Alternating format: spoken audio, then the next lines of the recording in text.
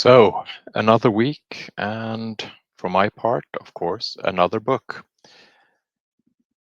This one, Believe Nothing Until It's Officially Denied by Patrick Cockburn. So, this is a biography about Patrick's father, Clyde, the original guerrilla journalist. And he was also a master of subversion. So, a quick talk about why you should read Believe Nothing Until It's Officially Denied, Claude Cockburn and the Invention of Guerrilla Journalism. We can all agree on that it was quite a tumultuous arena during the 20th century when it comes to political journalism, and few figures cut as dashing, contrarian, and intellectually formidable a profile as Claude Cockburn. To review his biography, Believe Nothing Until It's Officially Denied, it's not merely to assess a chronicle of a single life, but to excavate the origins of a radical journalistic philosophy, which, I dare say, we might have great use of today.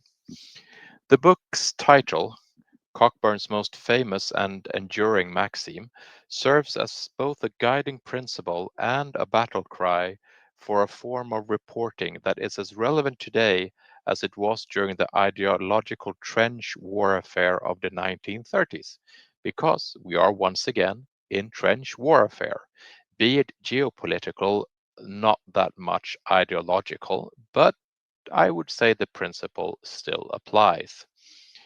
The biography is pieced together from Claude's own prolific writings and correspondence, and it presents Cockburn not just as a reporter, but as the archetypical guerrilla journalist, a writer who understood that in a world of saturated with official propaganda, the truth is in itself a subversive force that must be hunted down, often from the margins, with wit, courage, and a profound distrust of authority. Cockburn didn't just report on history, he provided the essential, the, that gritty texture that official narratives deliberately want to polish away.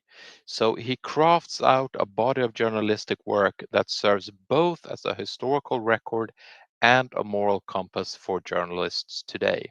Now, the term guerrilla journalism, while it's not Claude Cockburns himself uh, who used it, kind of encapsulates his method and especially his legacy.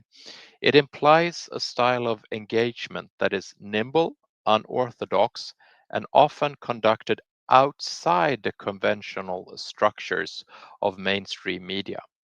It is journalism as a form of combat, intellectual combat, where the journalist operates behind enemy lines of the accepted narrative, and he uses surprise, a deep contextual knowledge, and a commitment to a higher truth to undermine the official story. Uh, Through this biography, if you read it, and I hope you do, you will see how Cockburn, from his first posts in Berlin on to Washington, and then most famously from the front line of the Spanish Civil War, pioneered this approach to journalism, creating a template for a journalism that is not a passive recording of events, but an active and morally charged intervention into them against the ruling narratives. So the biography charts Cockburn's transformation from an insider, because Cockburn actually started out as a journalist on the Times, that illustrious London newspaper, which has been involved in setting the narrative for at least a few hundred years. Now, he started out, like I said, a pillar of the British establishment. He was educated at Berkhamsted and then at Keble College in Oxford. After that, recruited to the Times, and he was also gained a stipend from Oxford. So, for the Times, young Cockburn was positioned to become a very discreet, but one of those very subtle servants of the British Empire. His posting to Berlin in the late 1920s, however, proved very much to be a Damascene moment. He was witnessing the rise of the Nazis and the paralyzing inadequacy of the diplomatic responses. He grew very disillusioned with the culture of euphemism and compromise. Now, the biography is written by his son, Patrick Cockburn, an accomplished journalist in his own right, it proves that amidst this failing Weimar Republic, his core belief solidify. Official sources were merely mistaken, but they were more than often actively engaged in concealing brutal truth and the realities of imperial power. So, trust no one. Trust, but verify.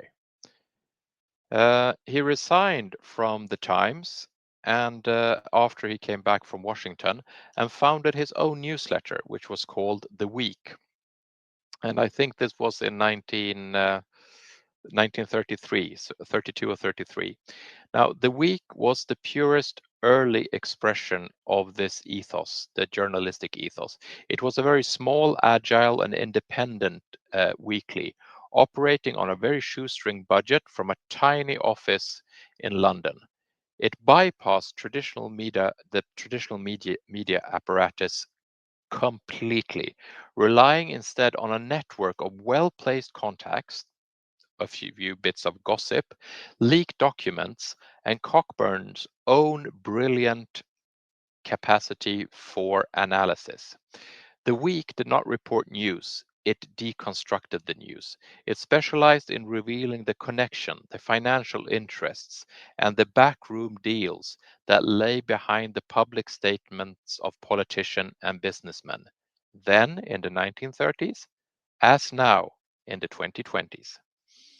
This was guerrilla journalism in its foundational form. Cockburn understood that power operates on multiple levels: the public performance and the private reality. While the mainstream press reported the former, his mission was to expose the latter.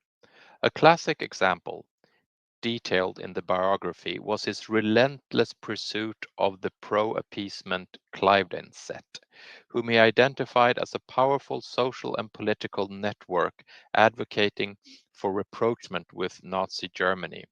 By naming them, charting their connections, and highlighting their influence over British government, Cockburn used his small circulation newsletter to punch far above his weight, shaping the debate and infuriating the British establishment, who were at the time quite pro-German, dare I say. This was not objective reporting in the sterile modern sense, it was advocacy journalism rooted in a fair anti-fascist belief and a conviction that the public was, again, then as it is now, being systematically misled. If the Week was the theory of guerrilla journalism, the Spanish Civil War between 1936 to 39 was Claude's practice.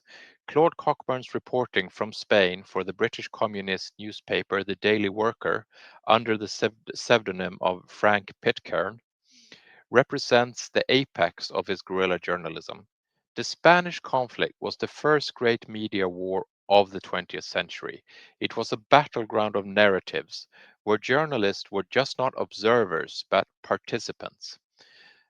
Cockburn arrived not as a dispassionate correspondent but as a committed anti fascist, a Communist Party member at the time who saw the war as a defining struggle against the global fascism.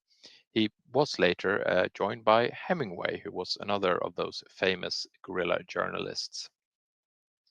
Now, the explicit partisanship is crucial and often challenging aspect of his guerrilla identity. From a traditional journalistic perspective, it compromises his objectivity.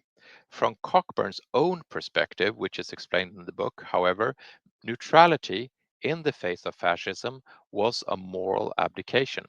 His commitment was to the truth of the Republican cause, which he believed was being strangled by a combination of fascist aggression and the hypocritical non-intervention pact enforced by Britain and France, who were quite happy seeing what was going on in Spain and having the communists crushed. His journalism, therefore, became a weapon in that fight. The biography is filled with vivid accounts of his methods in Spain. He was a kinetic presence, constantly moving between Madrid, Barcelona, and the various fronts, and also other places in Europe. He drank with the anarchists, he debated with the Trotskyites in Barcelona, and he also witnessed the brutal reality of aerial bombardments in the working class neighborhoods of Madrid. This physical immersion was key to his approach. He gathered intelligence from the ground, trusting the testimony of soldiers and civilians over the official communiques from both sides that were given during the war. His most famous and admittedly controversial act of journalism during this time was his reporting on the defense of Madrid in November 1936. As Franco's quite brutal nationalist forces advanced on the city, poised for decisive victory, the Republican government fled to Valencia. The official story was one of impending collapse. Cockburn, however, embedded with the international brigades and the passionate, if be it disorganized, Republican militia, sensed a different story. He witnessed the fierce determination of the defenders and the arrival of the First International Brigades, which provided a very crucial morale boost. Famously, he filled a dispatch proclaiming the legendary cry of the Republican defense, "No parazan," they shall not pass, and describing the city's spirited resistance. The author, Patrick Cockburn, I wouldn't say he shies away from the fact that Cockburn's reporting often blurred the line between reportage and propaganda. Uh, he was involved in creating and disseminating stories for their psychological impact. The most notable example is the mythologized account of the German, Italian, and Moorish hordes at the gates of Madrid. A narrative that, while containing kernels of truth, was simplified and amplified for maximum emotional and political effect. For Cockburn at the time, this was a legitimate tactic. In a war of information, where the other side was receiving ample support from Nazi Germany and Fascist Italy and suffering a blockade from both France and England, the Republican cause needed its own myths to survive. The truth he was serving was the larger truth of the anti-fascist, anti-imperialist struggle, which justified the deployment of potent, if not strictly factual narratives. This remains the most complex and challenging piece of his legacy, a journalism that was so deeply identified with the cause that it was willing to shape facts in service of what it perceived as the greater good. The journalism was not solely reliant on courage and commitment. It was powered by a formidable intellect as well. And this biography brilliantly showcases his primary weapon, that wonderful ability to produce stunningly good satire. He also had a genius for connection and a belief in a kind of higher realism. His use of satire was devastated. He understood it that in order to simply rebut a lie wouldn't really cut it. To ridicule the lie, to expose the absurdity of the lie, was far more potent. In his weekly publication, The Week, he would take the pompous pronouncements of statesmen and, through a process of sly juxtaposition and ironic commentary, reduce them to nonsense.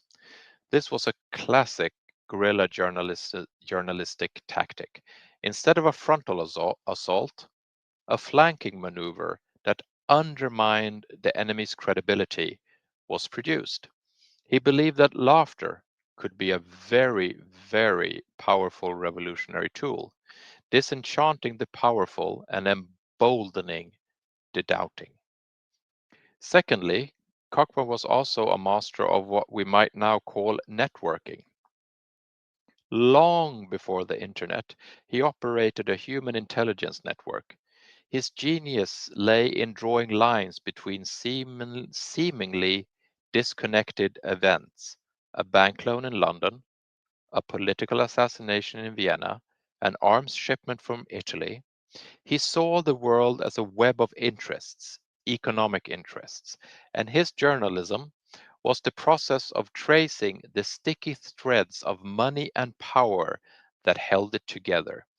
This method, pioneered in the week, is a direct uh, precursor to the investigative journalism practiced by today's journalists, like, for example, Kit Clarenberg, or organized crime researchers. It is journalism that rejects the superficial story in favor of a deep structural narrative. Underpinning all of this was his philosophy of a higher realism, a sort of objective reporting that the mainstream press, which always tried to proclaim the official narrative of the government, uh, often ignored. Cockburn's realism was different. It's thought to describe the underlying forces, the true motivation, and the likely consequences of that official story that was given by the mainstream media of the time. Reporting that Franco was a devout Catholic defending Spain from communism, in a literal sense, was reporting what Franco said. But in Cockburn's higher realism, it was a lie. The true story was one of reactionary military uprising against a democratically elected government, backed by foreign fascist powers. His commitment was to this deeper, more analytical, and politically engaged journalistic truth. The biography doesn't end with Spain, but follow Cockburn through his later years, his time in the United States, his return to Ireland and England, and his continued writing. While admittingly his peak influence was in the 1930s, the biography makes a very compelling case for his enduring relevance. Claude Cockburn's guerrilla journalism established a lineage that runs directly to the present day. One can see the spirit of work in his own sons, I mean, particularly Patrick Cockburn, the author of the book, who became a formidable iconoclastic journalism. Now, Patrick's ground level skeptical reporting from Iraq, Afghanistan, and the rest of the Middle East was consistently challenging the official Western narratives. It was a direct inheritance from his father's method. The title of the biography, after all, was borrowed by Patrick for one of his own collections, a deliberate and meaningful passing of the torch from father to son.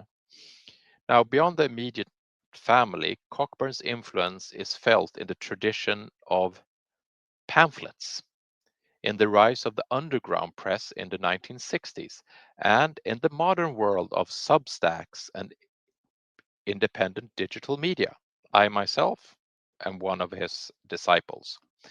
The Week was, in essence, an early and highly successful Substack, a one-man operation, basically, that bypassed the traditional gatekeepers to speak directly to a dedicated and influential audience. Today's independent journalists who use digital platforms to challenge corporate media consensus and official government lines are the spiritual descendants of Claude Cockburn, operating with the same guerrilla ethos. His methods are a vital antidote to the challenges of the 21st century media landscape. In an age of fake news, his core maxim, believe nothing until it's officially denied, or as I say, believe everything but verify, is an essential survival tool. It trains one's mind to approach all and every official pronouncement with radical skepticism. Claude's emphasis on analysis and a connective analysis is crucial to understand globalized world that we live in today, where financial, political, and military power are deeply and thoroughly intertwined. His use of satire as a weapon finds its modern equivalent with the meme, and the sharp deconstructive comedy that shows how you can dissect political hypocrisy and create laughter, and thereby create chaos amongst the people setting the government narratives. Of course, the biography forces us to confront the dilemmas of this approach. Can a journalist be committed to a combat situation and still be a reliable witness? Cockburn himself would have argued that the pretense of neutrality was the greater deception, and in a world of competing propagandas, one must choose the side of justice. This is not a comfortable answer, but it is a coherent one that continues to challenge the foundation of the journalistic ethics. So, this one, believe nothing until it's officially denied, is not a it's not a praise for Claude Cockburn, but it is a reminder that even the brilliant can be flawed, and these flaws are in themselves what makes the person so interesting. It's a contradictory glory. It was a charismatic intellectual, he was a loyal comrade, and sometimes a very reckless adventurer, and not always a pristine journalism. But he did overlook certain things, but he tried, and it gives us a far more valuable portrait of a man with all the complexities that it demands of you while trying to report on a situation in a world that's gone astray. So it's an argument for modern journalism. It's an argument for how the today's journalists might or might not approach the question of what is a mainstream narrative. Claude's guerrilla journalism was autonomous, it was skeptical, it was satirical, it was structurally sound, and it provided a model for anyone who believes that the purpose of the press is to speak truth to power, not to transcribe the press releases of Washington, London, or Brussels. In our era of global chaos and perpetual war and algorithmic disinformation on every level, Claude Cockburn's voice, as captured in this very readable biography, rings out with a clarion call. He reminds us all that the official story is rarely, if ever, the whole story. He teaches us that truth is not a passive commodity to be consumed, but it's contested territory that needs to be fought for. To read his life, the life of Claude Cockburn, is to understand that the most vital journalism is often that which operates like a guerrilla force. It is very nimble, it is very committed, and is unafraid to strike at the heart of the lies that sustain the powerful. Thank you.